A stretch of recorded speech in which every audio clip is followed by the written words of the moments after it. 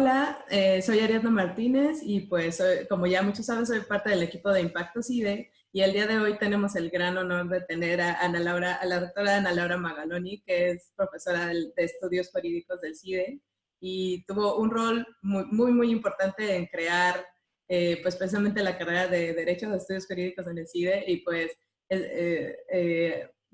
pues quisiera que nos contaras un poco sobre todo este proceso y tu papel en tan importante labor, Ana Laura, por Ay, favor. qué lindo.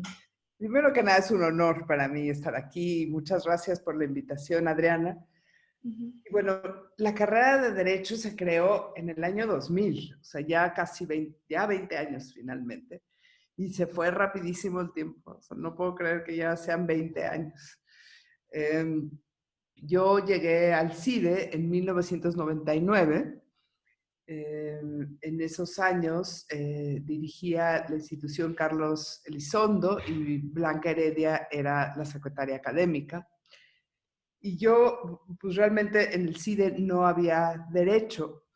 Y a mí me trajo al CIDE a Aurora Gómez, que era profesora de la División de Economía, y me dijeron, pues yo entré, conocí a Blanca, vi al CIDE y bueno, y quedé absolutamente enamorada de la institución. Me parecía increíble caminar por esos jardines y esas instalaciones, todas cuidadas, todas bien puestas, bonitas. Ay, y como que lo público en mi mentalidad adquiría como una dimensión que yo nunca había percibido, digamos, tenía prejuicios hacia el mundo de lo público, digamos. En esos años entré a la División de Administración Pública con la encomienda de desarrollar la agenda de Poder Judicial, Estado de Derecho, desde una perspectiva empírica. Que eso en los años, hace 20 años era súper raro. Ponerle números a lo que pasaba en la justicia era un desafío, habíamos muy pocas personas e investigadores tratando de hacer eso. Y como siempre, Blanca Heredia tenía esa idea de encontrar ventanas de oportunidad y nuevas agendas. Y empezando la transición democrática, pues parecía que el tema central uno de los temas centrales iba a ser cumplimiento de las reglas, Estado de Derecho, etcétera, etcétera. En esos años, Carlos Elizondo y Blanca estaban buscando, y Blanca Heredia estaban buscando una tercera licenciatura y pensaban que una posible tercera licenciatura pudiera ser Derecho, ¿no? Yo desarrollé una relación muy cercana con Blanca y le empecé a contar realmente qué pasaba en la educación legal en México, ¿no?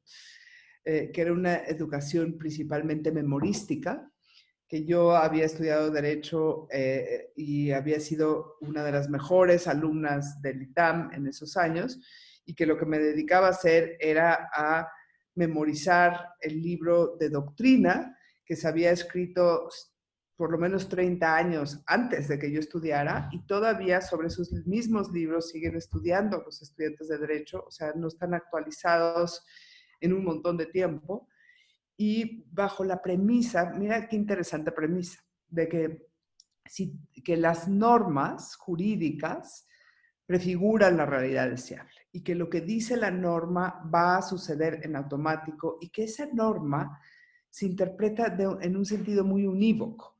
Entonces, la clase consistía en entender qué decía el código, aprendernos de memoria el código y el libro de doctrina, y pues acabando de la escuela de Derecho, pues realmente no sabes nada. No sabes nada. Tienes que ir al mundo paralelo, que es el mundo del trabajo, aprender Derecho. Y ahí sí aprendes a resolver problemas, pero tienes que hacer, mientras que estudias Derecho, una vida paralela. O sea, tienes que estudiar de memoria tus libros y por otro lado, estar trabajando en un despacho donde aprendes el oficio un poco haciendo cosas. Pero es un proceso de aprendizaje que no uniformiza conocimientos, porque puedes entrar a un buen despacho o un pésimo despacho, o puedes tener la oportunidad de tener grandes maestros, que los hay, grandes abogados y abogadas, o pues te tocó mala suerte y acabas con una formación muy deficiente, ¿no?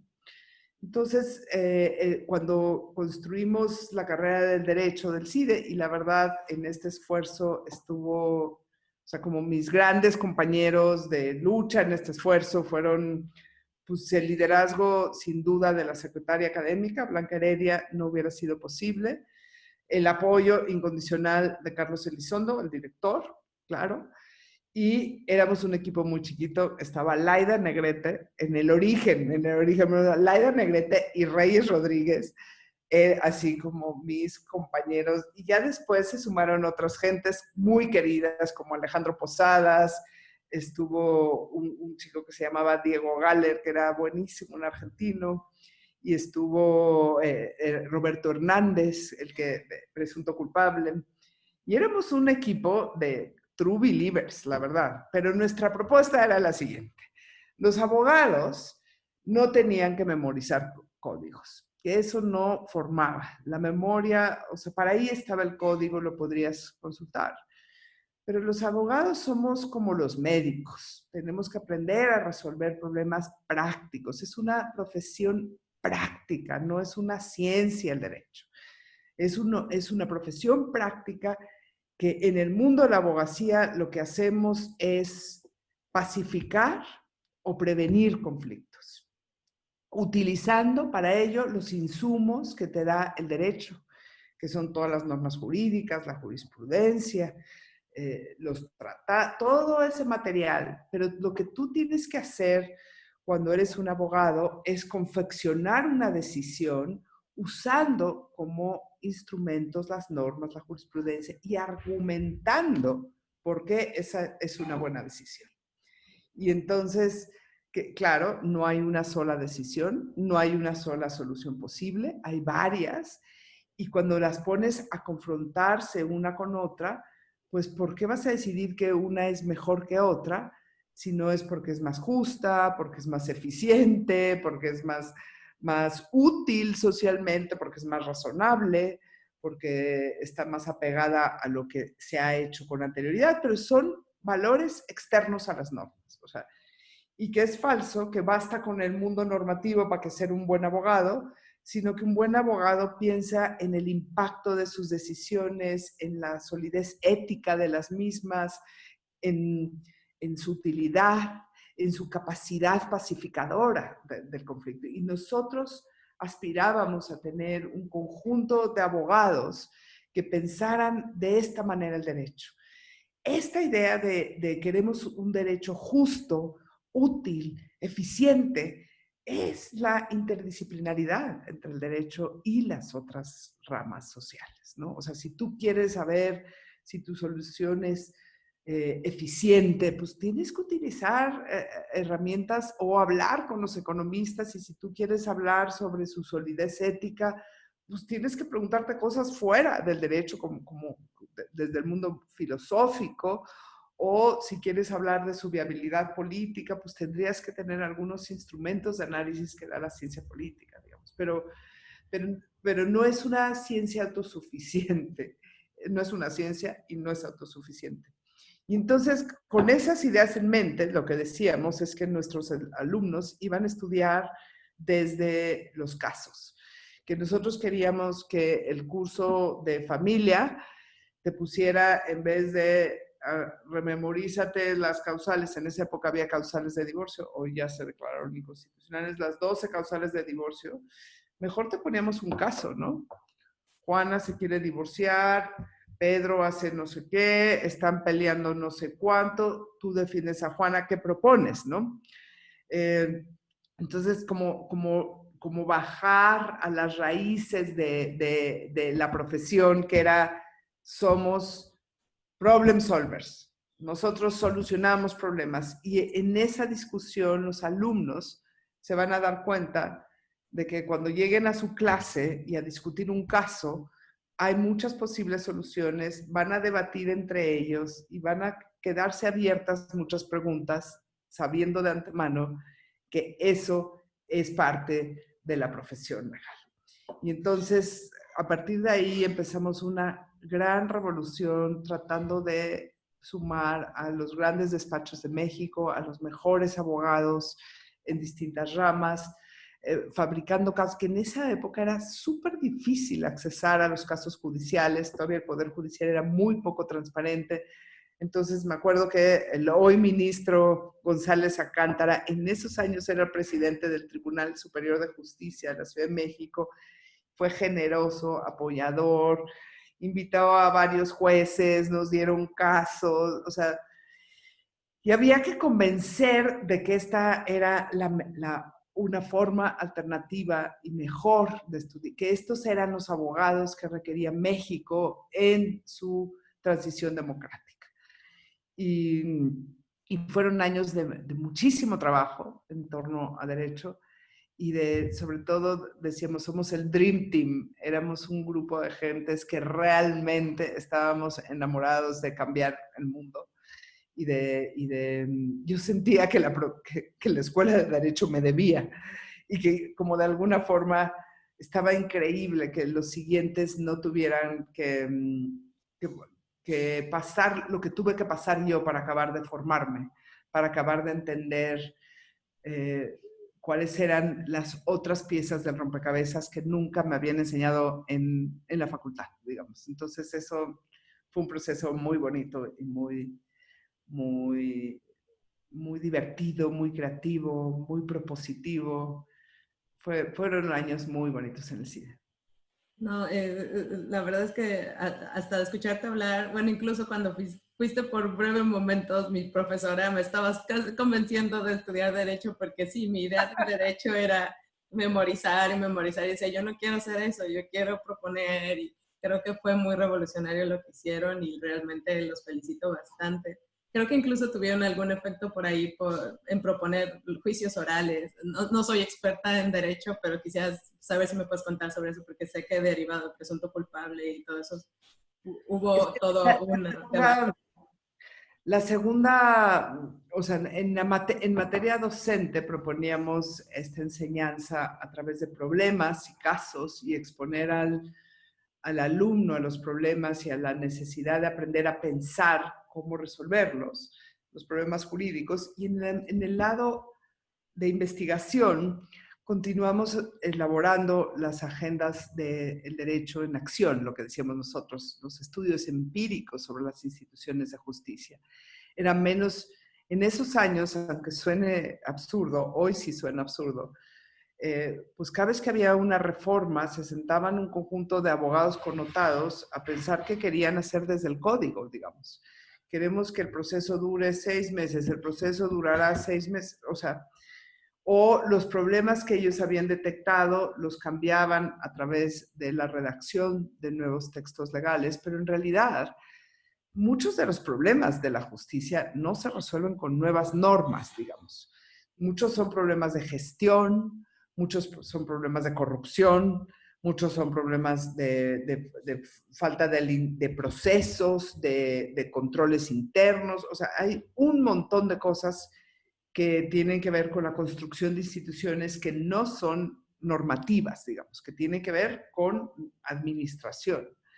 Y entonces el primer bloque donde más entramos fue en el derecho penal. Tanto Laida Negrete como yo, por distintas razones, habíamos tenido experiencias personales. Yo había defendido a una mujer que la habían intentado violar y habían matado a su agresor, y Laida venía de defensas penales complicadas, y las dos sabíamos que el país democrático tenía que poner en entredicho el sistema penal y cómo funcionaba. Que si había un cambio sustantivo de un régimen autoritario a una democracia, sí tenía que ver cómo te privaban de la libertad, ¿no? Y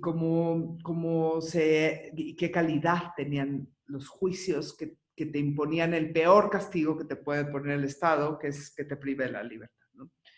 Y entonces hicimos muchas encuestas, fue la primera vez que se hicieron, y ahí estuvo muy metido Marcelo Bergman, que ya está en Argentina, y esa parte la lideró él con muchísimo entusiasmo, que fue empezar a hacer encuestas a población en reclusión, levantar encuestas de victimización.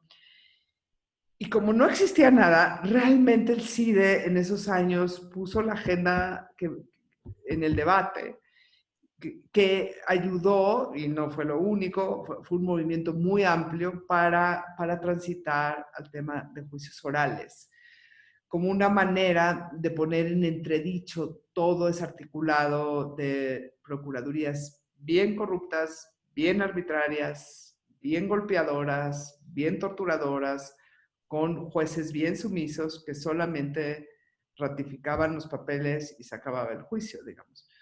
Hoy, con todo los problemas que tiene el sistema, que tiene muchos y todavía los sigue cargando a cuestas, ya no es así de violento, digamos. Ya no funciona con esas dosis antes del año 2000, digamos, ¿no? Se ha avanzado. No, la verdad es que, pues básicamente, como tú dices, ustedes sentaron las bases para una revolución que quizás todavía le falta sentarse totalmente, pero supongo que también tiene que ver otros aspectos fuera de los jurídicos para que todo eso se implemente al full, ¿no? Sí, uno como que los momentos de cambios así tienen un momentum, así, donde hay un equipo de gente que lo quiere llevar a cabo. Luego se va diluyendo eso, o sea, aunque haya gente, yo creo que todos en la División de Estudios Jurídicos coinciden en que la vieja enseñanza memorística, pues no, ojalá. Es bien difícil volver a armar un equipo que le dedicábamos 100% de nuestro tiempo a ese proyecto y que creíamos en ese cambio. O sea, como que la vida académica va compartimentando la vida institucional y entonces cuenta más en la vida académica cuántos artículos has publicado que este tipo de experimentos, ¿no? O sea, todo el SNI, la forma de evaluación interna del CIDE, etcétera, etcétera, pues no acaban premiando los esfuerzos colectivos de esta naturaleza y sí se van diluyendo. Y eso es lo que decimos los economistas, los incentivos, ¿no? Entonces, Sí, exactamente. monetarios pues no están en lo que quizás es mucho más útil para la sociedad, que es cambiarla para bien, ¿no? O sea, yo creo que nuestra educación pública y el sistema de incentivos que ha puesto el CONACYT y el SNI y las propias, y asociado con eso los incentivos que se ponen para evaluar a los profesores y tal, pues sí premian mucho más la parte investigadora que la parte docente.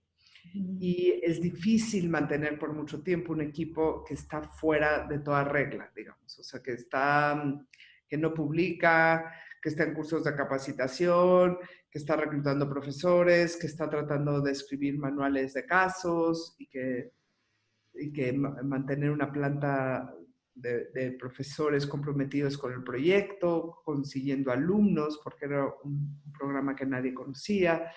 Y todo hacía que si éramos 6, 7 gentes dedicados tiempo completo a eso, ¿no? Entonces, eso es atípico que se dé, y sí creo que es algo que Blanca Heredia y Carlos Elizondo pues, pasaron por ello, digamos, ¿no? Sí, se necesita como como tú dices, un esfuerzo institucional para seguir promoviendo ese tipo de importantes labores y proyectos, ¿no? Exacto. Los tienes que sacar de las reglas.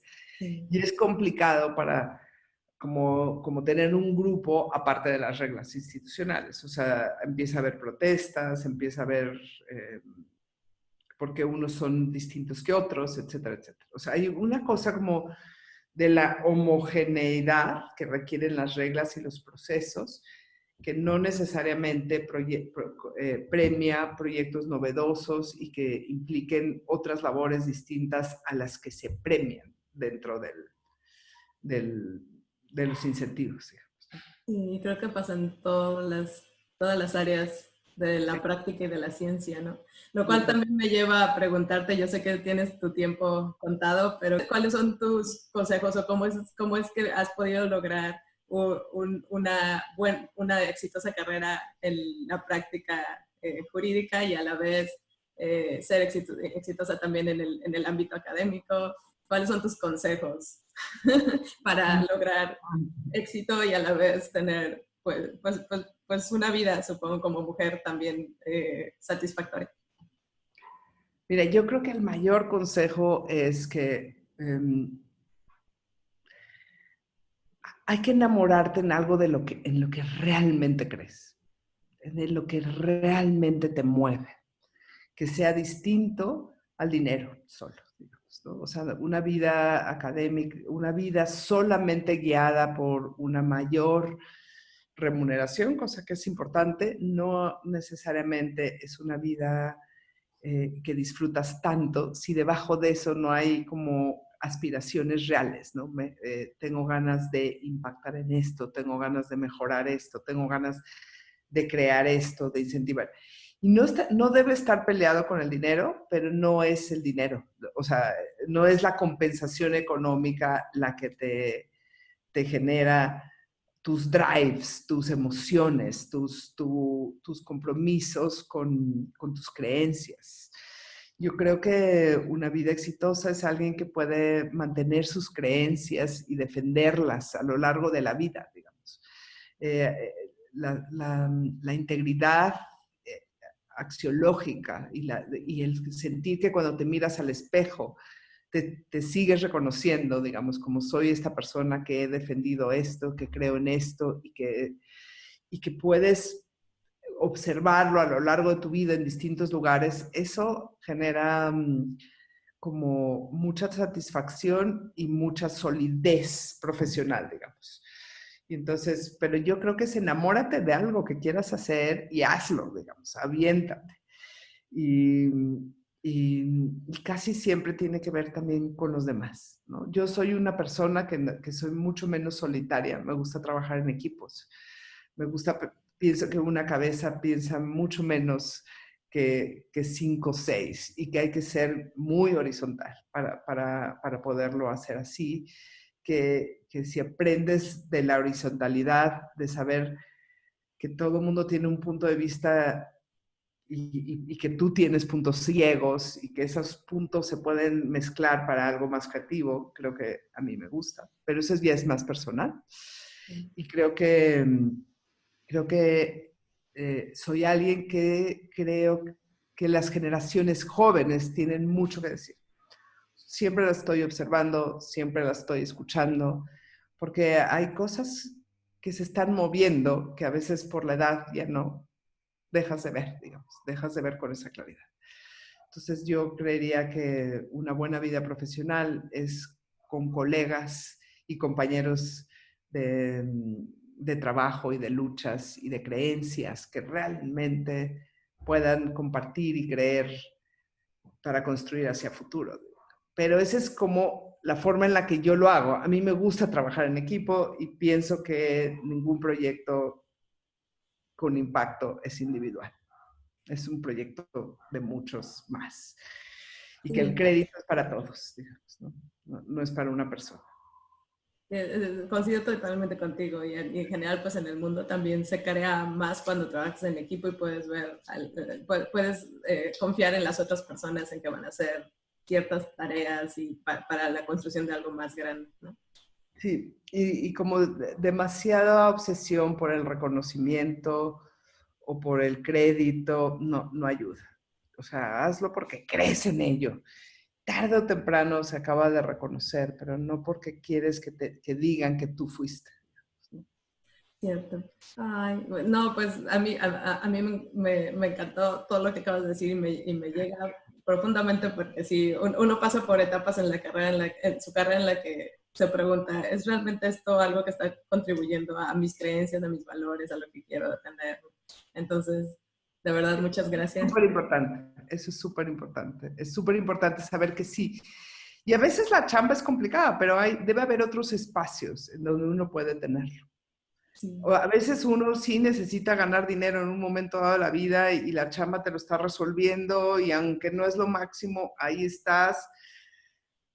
Pero nunca dejes de pensar en las cosas que te mueven y por las razones por las que, en tus sueños, digamos, nunca dejes de pensar en ellos. y los puedes cumplir de otra manera, en tus tiempos libres, ayudando a no sé qué, propiciando no sé qué, consiguiendo fondos para que otros hagan no sé cuánto, pero no se te olvide porque eso llena de satisfacción el corazón. Tienes toda la razón. Bueno, yo me quedo muy contenta de haberte escuchado toda la entrevista y todos estos últimos minutos. Y yo pienso que muchas personas, muchas mujeres y no mujeres, van a disfrutar muchísimo esta entrevista. Muchas gracias, Ana Laura, por... Ay, gracias. Gracias, Adriana. Sí, Cuídate. mucho gusto también otra vez. Bonito día.